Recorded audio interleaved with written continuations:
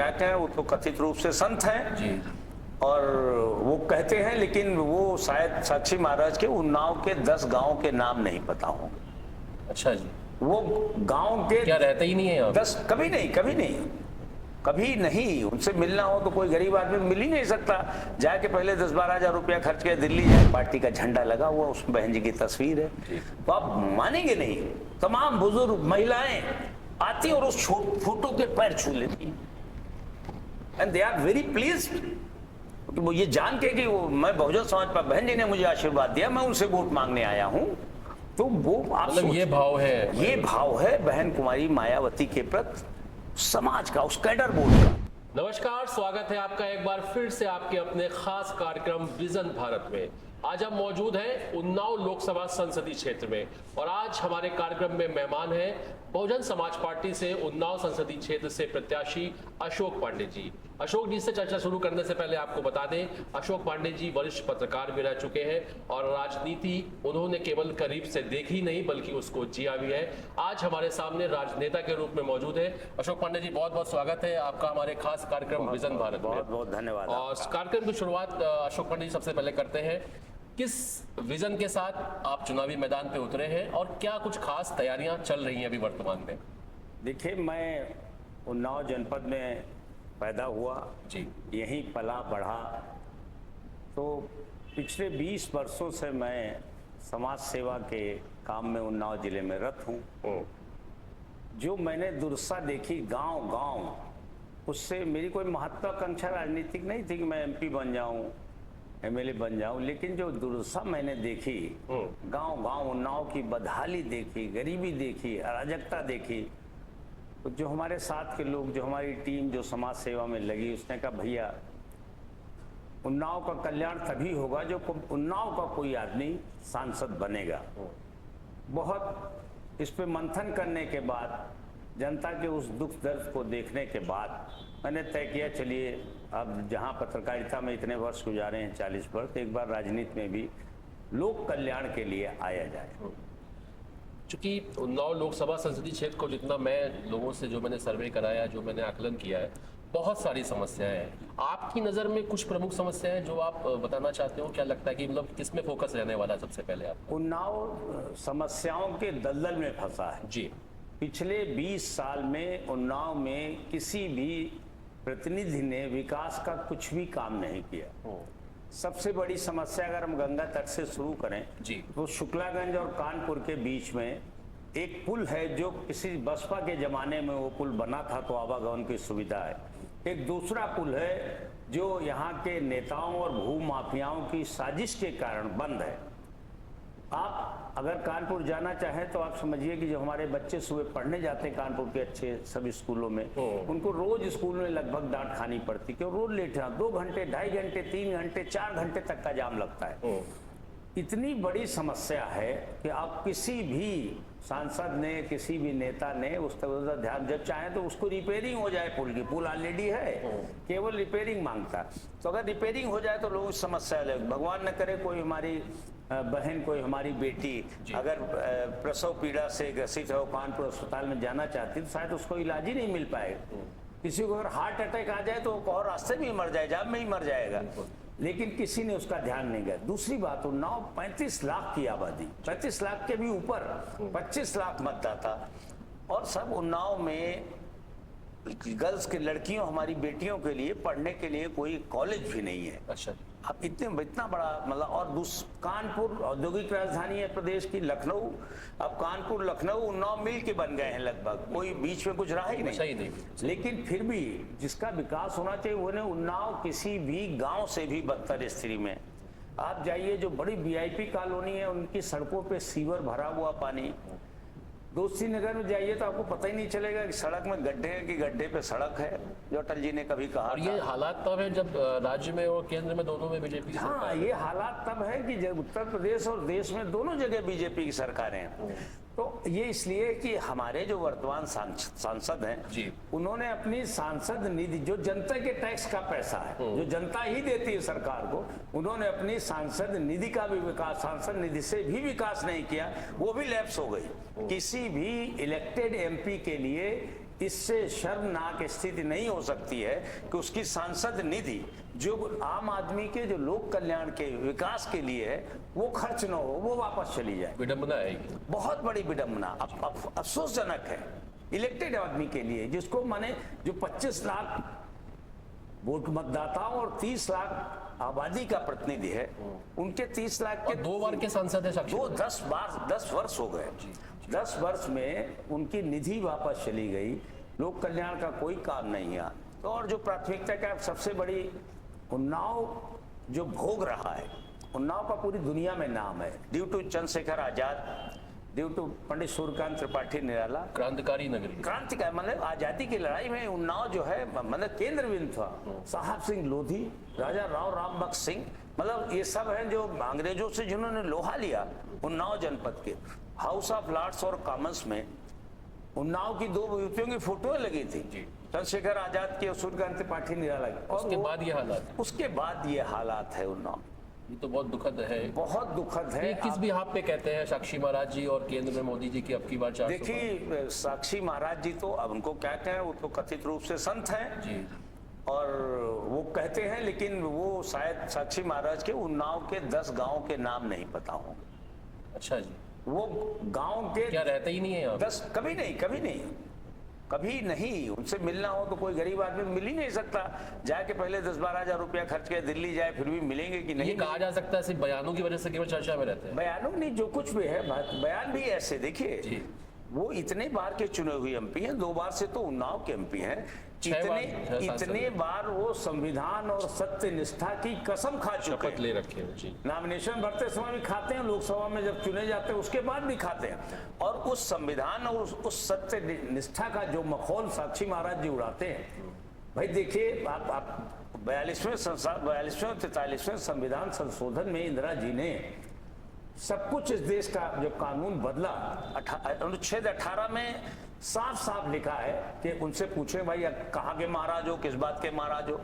महाराज शब्द लगाना अपने आप में भारतीय संविधान के कानून के खिलाफ है।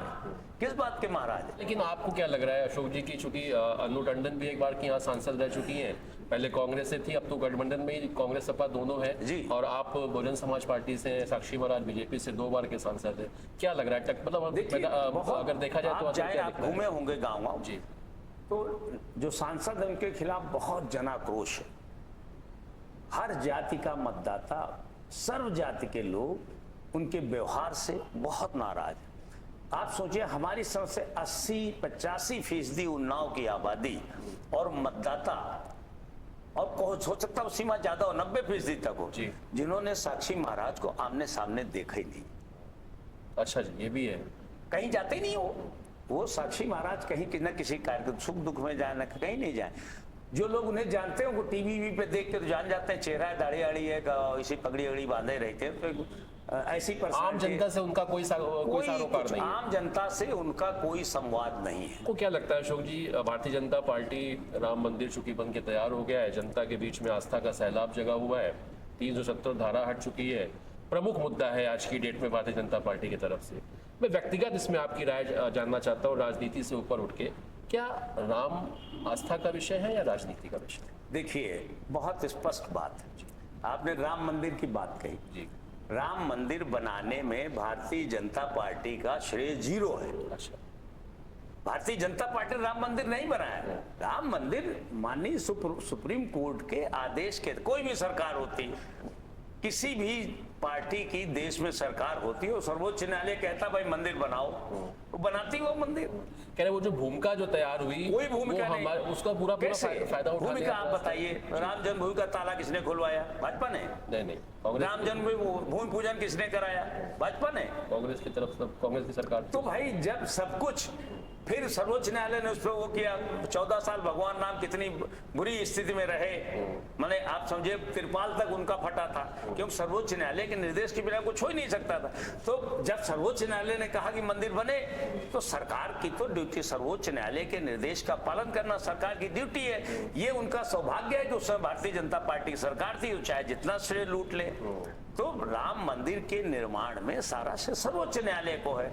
उसको दूसरी बात क्या है, राम भारतवर्ष की आत्मा है जी, चाहे प्रकृति हो, चाहे जलचर हो, चाहे जानवर हो, पशु हो, आदमी हो, राम के बिना तो सांस का, जीवन का अस्तित्व ही नहीं है। यथार्थ सत्य है ये। और राम को पूरी दुनिया में राम की महत्ता है, और राम को भारतीय जनता पार्टी ने वोट का माध्यम बना दिया है। वो वजह क्या है कि जनता गुमराह हो जाती है? मतलब क्या ये ऐसा कुछ करते हैं कि जनता को लगता है कि नहीं, Bharatiya Janata party in the sense Ram?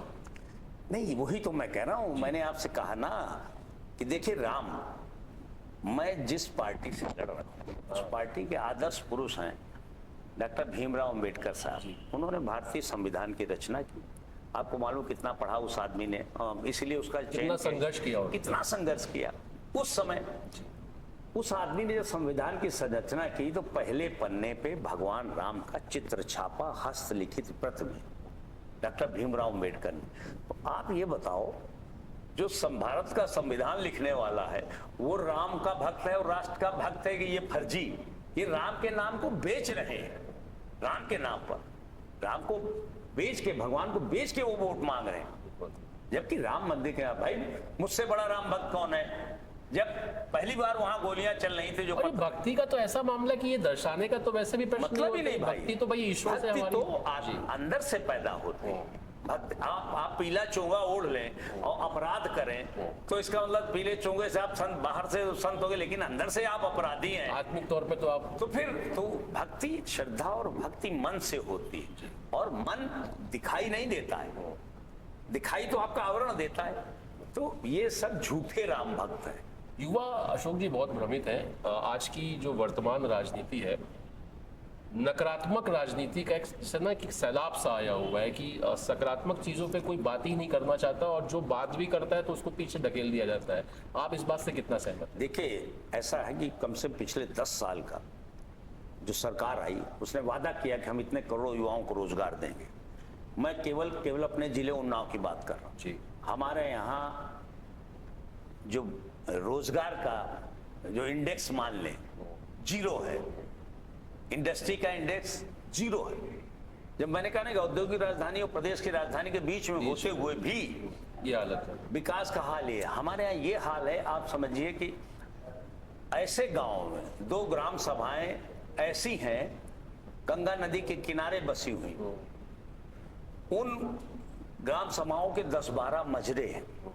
आजादी के 76 साल बाद, मतलब इससे शर्मनाक बात डेमोक्रेसी के लिए कुछ हो ही नहीं सकती कि आजादी के 76 साल बाद भी उन गांवों में भी बल्ब नहीं जलता है। उन गांव जो गंगा के नदी के किनारे, गंगा जो संसार की सब नदी है, उस गंगा नदी किनारे वो मजरे गांव बसे हुए और वो प्यासे हैं। तो इससे बड़ा दुर्भाग्य आप क्या, वो उसी उन्नाव लोकसभा क्षेत्र के मतदाता है, उनके यहाँ बिजली नहीं है अभी, उनके यहाँ पानी नहीं पीने को। अच्छा, जानकारी मिली कि यहाँ पानी भी बहुत दूषित है, और उससे मतलब पानी का बहुत ज्यादा दूषित है पानी। आप ये समझिए, जब सर्वोच्च न्यायालय ने टेनरियों के बारे में फैसला दिया कि सारी टेनरी गंगा किनारे से हटाई जाए, उन्नाव शिफ्ट की जाए, सर्वोच्च न्यायालय का हर टेनरी, उसने बाकायदा कहा कि हर टेनरी हटे समय से और सब में शोधन यंत्र लगे। कोर्ट ने कहा कि साहब जो है उन्नाव के बूचड़ खाने सब बंद होने चाहिए। 2014 के आप अखबार उठा दे लिए तो अखबारों की लोकल की लीड है, चुनाव चल रहा था तो साक्षी महाराज भाजपा के उम्मीदवार थे। साक्षी महाराज कहा कि जिस दिन मैं सांसद चुना जाऊंगा 48 घंटे के अंदर उन्नाव के सारे स्लॉटर हाउस बंद हो जाएंगे। वो भी चल गए, 10 दुगने हो गए, उससे ज्यादा दुगने स्लॉटर हाउस हो गए। अब पर्दे के पीछे क्या है कि उससे स्लॉटर हाउसों किनकी आमदनी, अफसरों की, नेताओं की, सबकी मिली भगत से ही चल रहा है। दुगने स्लॉटर हाउस हो गए। आप रात में जाइए, अपनी टीम से स्टिंग कराइए, देखिए लगातार जानवर कट रहे हैं। को लगता है कि सब कुछ ऐसे ही चल रहा है। बोलो, बड़ा कॉन्फिडेंस है बीजेपी इस चुनाव में। देखिए कॉन्फिडेंस लोगों को, चूंकि वो ऐसा सांप्रदायिक ध्रुवीकरण करते हैं, है ना। देश के जो हालात हो गए हैं, शायद इस समय, मैं 1947 में बंटवारे के समय तो था नहीं, लेकिन मुझे लगता है देश के हालात, सांप्रदायिक हालात बंटवारे के हालात जैसे ही, मतलब हिंदू और मुसलमानों के बीच जो समन्वय था, जो सामंजस्य था, वो इतनी बड़ी खाई बनती जा रही है। अगर ये ऐसे ही रहा तो पता नहीं हिंदू मुसलमान एक दूसरे को देखना भी पसंद नहीं करेंगे। इतना अविश्वास पैदा हो जाएगा, मतलब हम उस समाज की संरचना ही नहीं सोच सकते। मुझे बचपन का याद है, मैं अपने गांव में रहता तो मेरे पिताजी बाबा जी अगर बाहर बैठे रहते, कोई मुसलमान भी लगता था तो अब कहता था पाणे जी राम राम, चाहे वो मौलवी हो, मस्जिद वो अपने वाला आप हो। मुंह से निकलता था राम नाम। राम वो एक जोहार ही भाव था, होती, आपस में एक मिलनसार राम थी। जोहार ही होती थी भाई, और अभिवादन का कोई रास्ता ही नहीं है। राम के नाम की ही का अभिवादन था। अब इससे बहुत दूरी हो गई है। आज राम जो है वो उसको ऐसा भारतीय जनता पार्टी ने जैसे कि उनकी जेब के भगवान है। राम तो मैंने आपको बताया, राम तो इस देश की आस्था केंद्र। जो प्रदूषण की आपने बात की, मैं आपको बताऊं, जी। अगर यही हाल रहा तो 10, 12, 15 साल बाद उन्नाव में आधे से ज्यादा बच्चे लूले, लंगड़े, बहरे पैदा होंगे अगर प्रदूषण की स्थिति रही। यूनियन कार्बाइड जैसा हाल होने वाला है।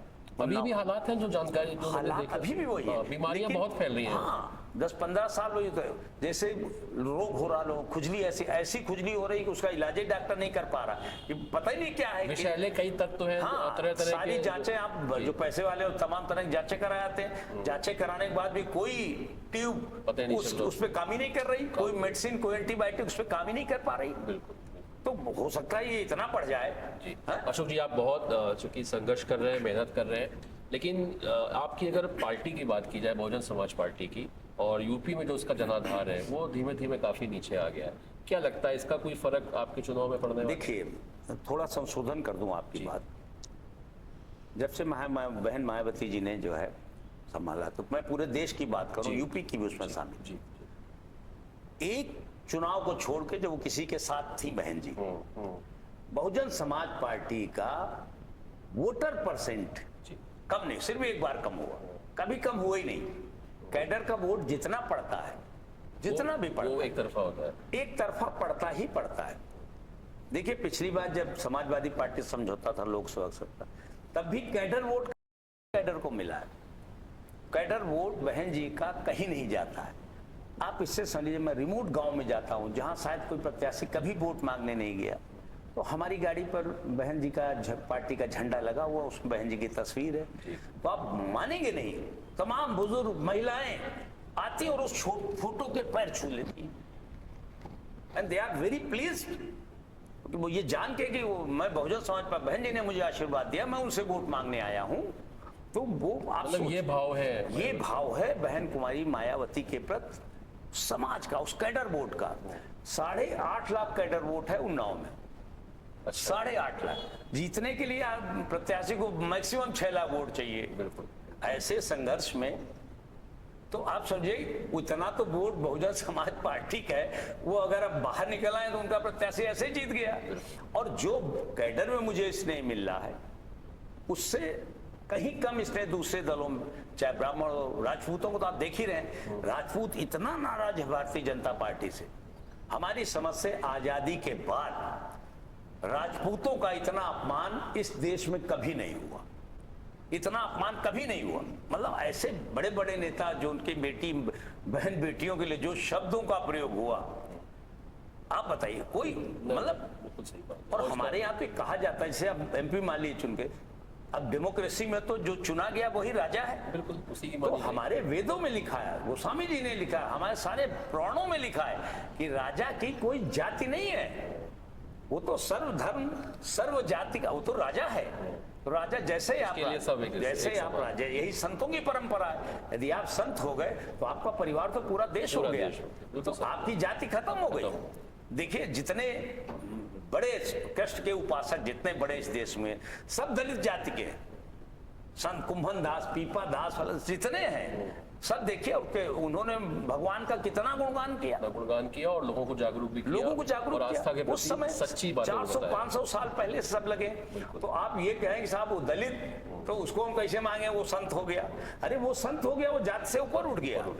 कोई जात कोई धर्म कोई है ही नहीं, सब एक समान जैसा हो गया। आखिरी सवाल है अशोक पांडे जी, उन्नाव की जनता को क्या संदेश देना चाहते हैं? और उन्नाव की जनता अगर आपको इस बार लोकसभा पहुंचाती है, दिल्ली पहुंचाती है, तो क्या कुछ नया और कुछ खास उन्नाव के लिए आप करने वाले हैं? देखिए, उन्नाव की जनता से मेरा बस एक ही निवेदन है, इस उन्नाव की जनता ने जिस तरह अपना खून पसीना बहाकर फिरंगियों को यहां से खदेड़ने में उन्नाव के क्रांतिकारियों ने जो भूमिका निभाई, अब उन्नाव की जनता और इन 25 लाख मतदाताओं को उन्नाव की जमीन में जन्मे घर जवार के आदमी को जो उन्नाव में पला बढ़ा हो, इन बाहरी फिरंगी ताकतों को उन्नाव से बाहर करना है, तभी उन्नाव का कल्याण हो पाएगा।